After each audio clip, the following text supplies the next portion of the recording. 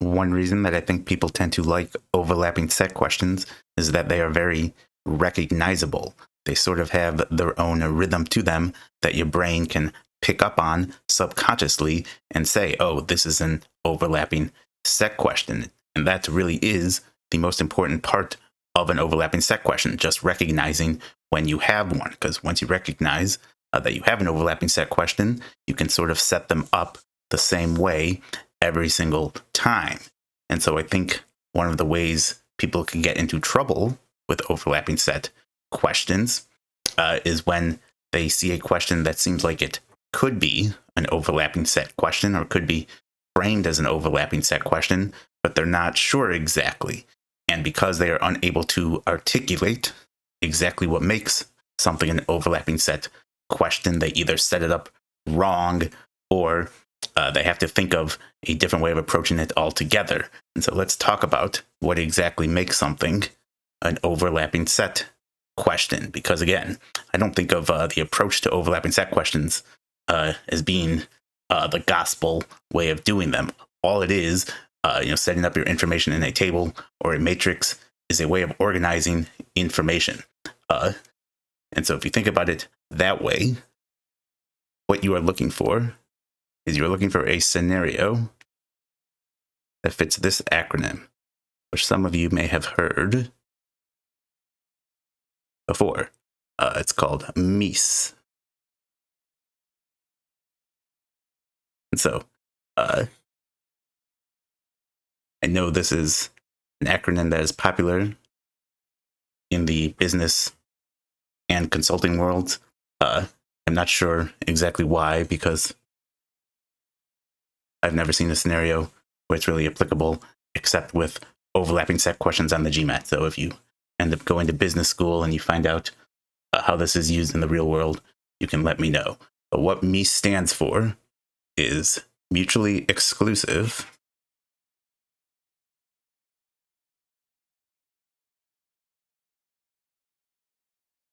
collectively exhaustive.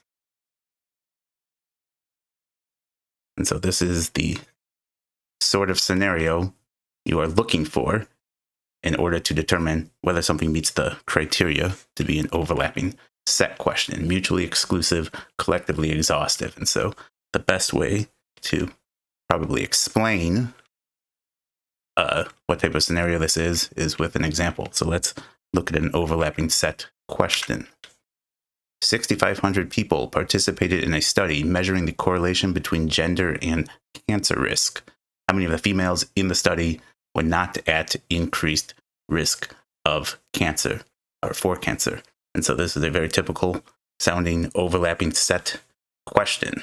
And so the way I organize my information for overlapping sets is, once I recognize that I have one, I make a table and I make the headings first.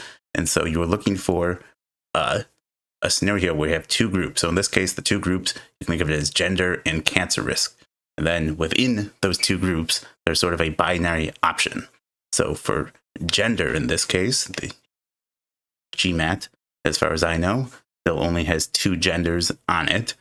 But you could say within gender, you could be female, and I wouldn't even put male yet. I'll say not female. I'll explain in a second. And then for cancer risk, there's also two options. You can either be at increased risk for cancer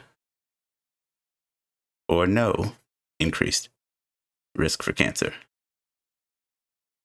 So those are our two groups, and each with a binary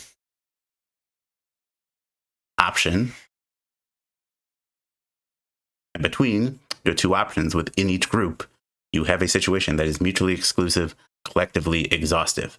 In other words, every single your gender is mutually exclusive. Every single person is either female or not female, and there's no overlap between those two people. You can only be one or the other, just like you can only be at increased risk for cancer or not at increased risk for cancer. You cannot be in both groups.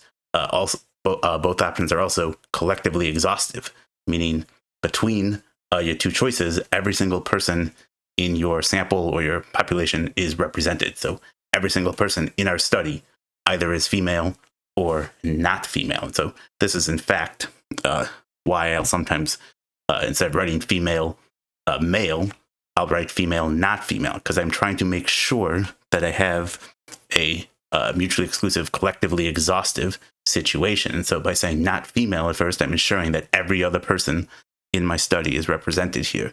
And so once I have it as not female, and then I see that it fits the criteria, I can say, okay, not female means male.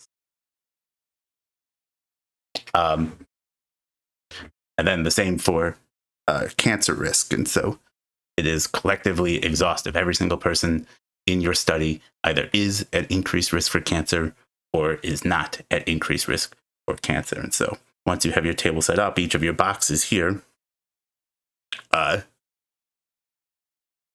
should represent the number of people that fits into that intersecting group. So here would be females at increased risk for cancer. Here would be males at increased risk for cancer.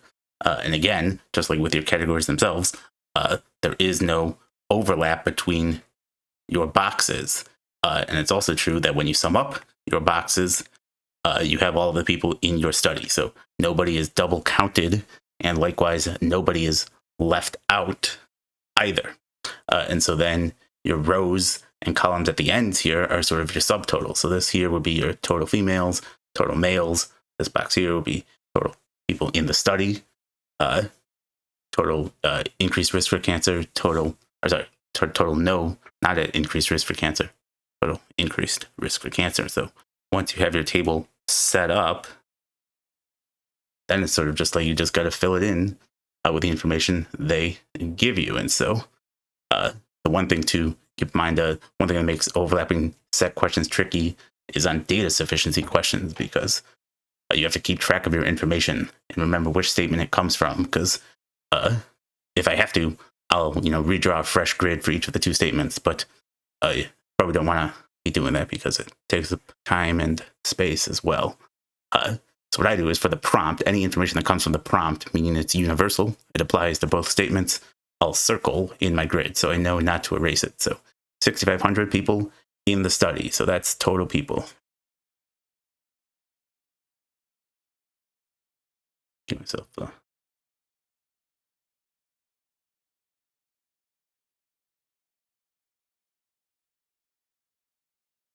participated in a study measuring the correlation between gender and cancer risk. How many of the females in the study were not at increased risk for cancer? So we want females not at increased risk for cancer.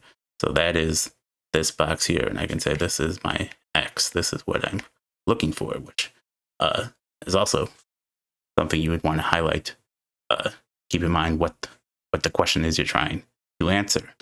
And so now, I just have to make sure it's data sufficiency. So I don't actually have to calculate the number of people in each group.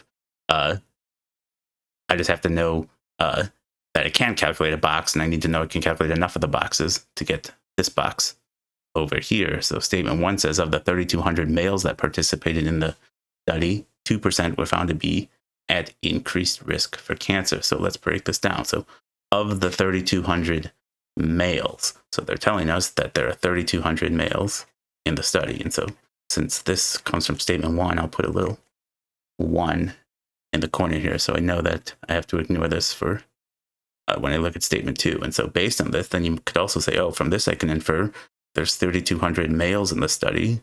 There's got to be 3,300 females in the study, because my males plus my females, they are collectively exhaustive. So they must sum up to my total. Of the 3,200 males in the study, 2% were found to be at increased risk for cancer. So I know this box here is 0.02 times 3,200. And like I said, I don't have to actually calculate what this is. And I don't want to actually do the arithmetic here unless I have to. And so because it's data sufficiency, for now I don't have to. So if 2% of the males were at increased risk, that also means 0.98 or 98% or not. at increased risk. So this box here should be 0.98 times 3,200.